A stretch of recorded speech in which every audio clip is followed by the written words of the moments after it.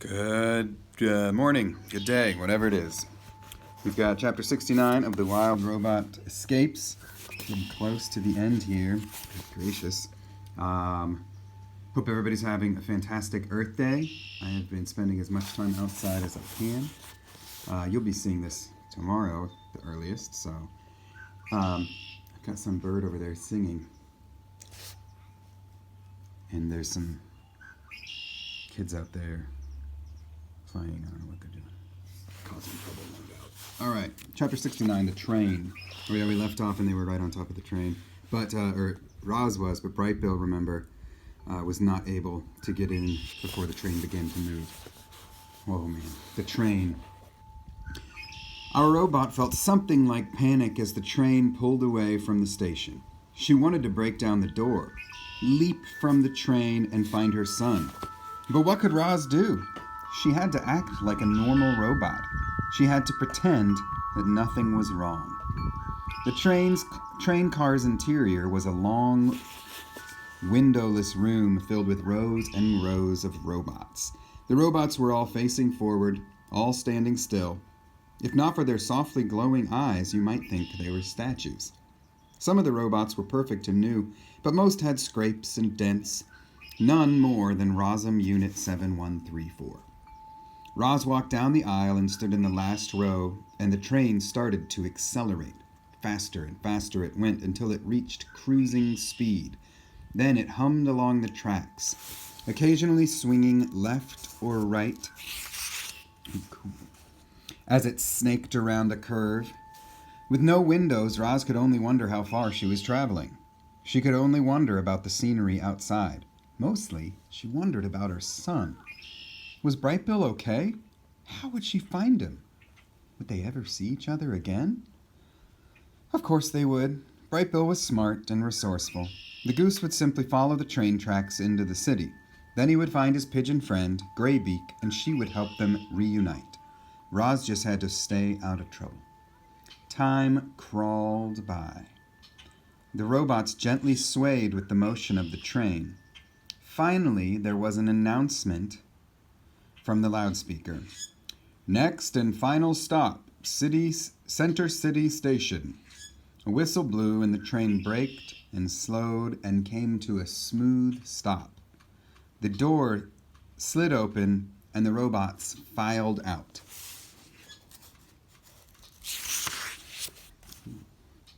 Oh man, looks like a big city.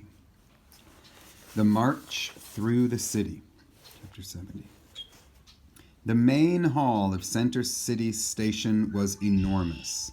Wide columns stretched up to an arched ceiling.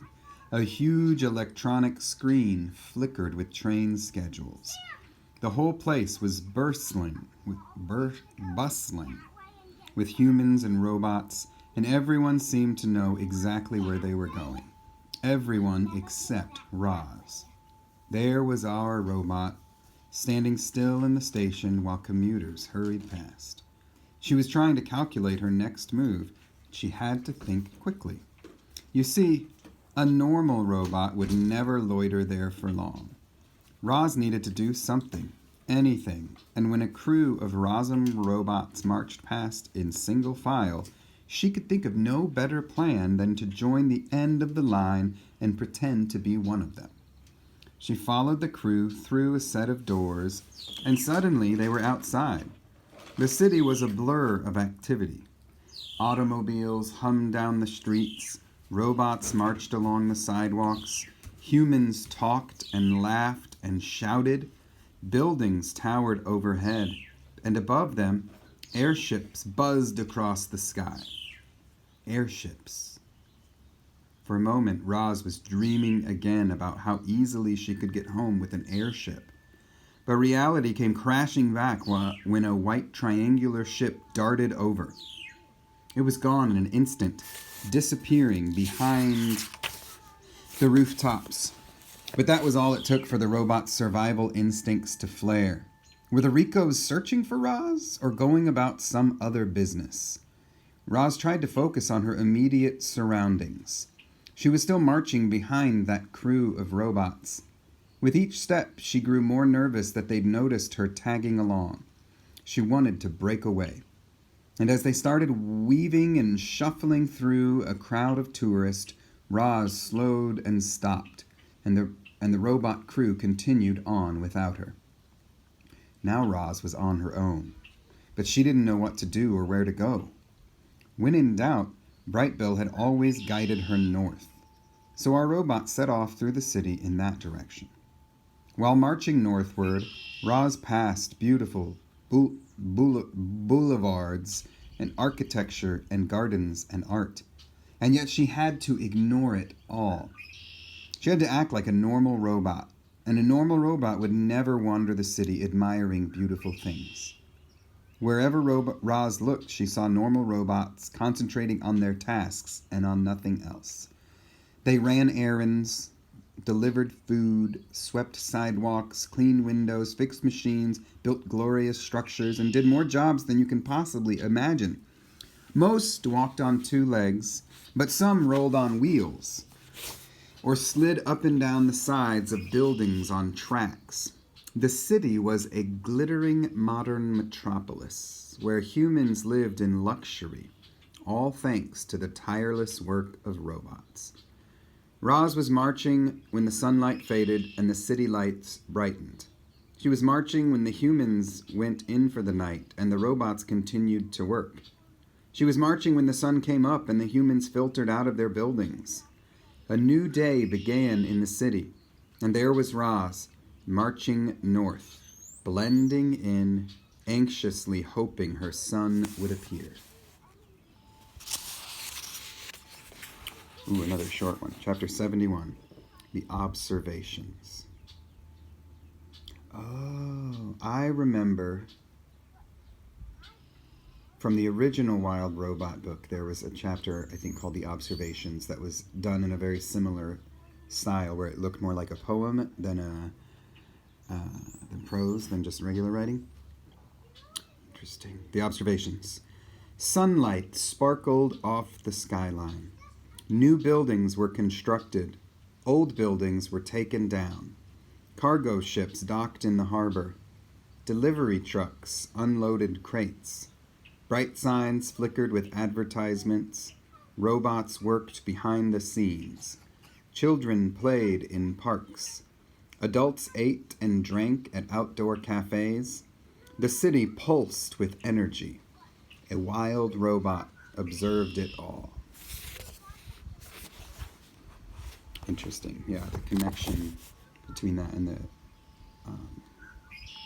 first book with the wild bird. I think it ended with the same line too, I think. I don't know if I have a copy here, but I have to go back and find that. Chapter 72, The Police. A pair of police robots stood on the sidewalk while foot traffic glided past them. Their heads swiveled back and forth as they scanned the crowd with their glowing eyes. The police looked menacing, but they sounded friendly. Whenever a human walked by, they'd say, "Have a nice day," in a perky voice. There were a lot of humans walking by, so the police kept repeating their words. "Have a nice day, have a nice day, have a nice day." Our robot was not having a nice day. She was alone in the city. She was worried about her son, and she wanted nothing to do with the police. But she couldn't avoid them. If she turned suddenly, she might draw their attention. So she kept her eyes forward and calmly marched along with the other robots on the street. Roz may have looked calm on the outside, but on the inside her thoughts were scrambled. Were the police dangerous? Did they work with the Ricos? Was she about to be caught? It seemed as if the police were watching Roz. Their eyes lingered on her for a second, 2 seconds, 3 seconds, and then they continued scanning the crowd. Our robot felt something like relief when she made it past without incident. She went on her way, just another robot on the street, and those perky voices gradually faded behind her. "Have a nice day, have a nice day, have a nice day." 3 is the pigeons. let's keep going. It's at 10 minutes right now, so that's usually about when I stop, but I'll keep going. So I'm curious. It's a lovely day out, and I'm enjoying being out here. In the very heart of the city was a great swath of greenery, the old park. It had rolling lawns and flower gardens and dense wooded areas. It had lakes and ponds and fountains. It had playgrounds and benches and miles of cobblestone pathways. It also had pigeons. Thousands and thousands of pigeons. The city pigeons witnessed things you wouldn't believe. Nothing shocked them. They certainly weren't shocked by robots. So when Roz marched into the middle of the park, the pigeons there weren't troubled in the least. She approached a flock that was about 100 birds strong, all cooing and strutting across the cobblestones as if they owned the place. But as Roz stomped closer and closer, the pigeons scuttled out of the way to let her pass by. However, Roz didn't pass by. She stopped and glanced around, and when she saw that she was alone with the pigeons, she started speaking to them in the language of the animals. "Hello, pigeons. My name is Roz." The pigeons cocked their heads, which meant, "Is this robot actually speaking to us?" "Yes, I am actually speaking to you," continued Roz. "I am searching for my son. He is a goose named Brightbill. Have you seen him?" For the first time in a long time, the pigeons were shocked. Several of them fluttered away from the talking robot, but most were too curious to leave. One pigeon was so curious that she strutted out from the flock and right up to the robot. "Let me get this straight," said the curious pigeon. "Your name's Roz, and you've got a son named Brightbill, who's a goose?" "That is correct." "I can't believe it." The pigeon flapped her wings and turned to the others. "You guys, this is Roz from Graybeak's Stories, remember?" The flock began cooing excitedly. "You have heard of Graybeak?" said Roz. "Everyone's heard of Graybeak," said the pigeon. "A while back she started telling stories about a goose whose mother was some kind of wild robot. We all thought she was joking, but I guess not." "She was not joking," said Roz. "But I have lost my son, and I do not know how to find him. Perhaps Graybeak could help. Do you know where she is?" "I hate to tell you this, Roz, but Graybeak is dead." The birds all lowered their heads. "You know, life ain't easy for us pigeons, so we only live a few years out here if we're lucky. But we were especially sad when we lost Graybeak. She was one of the best."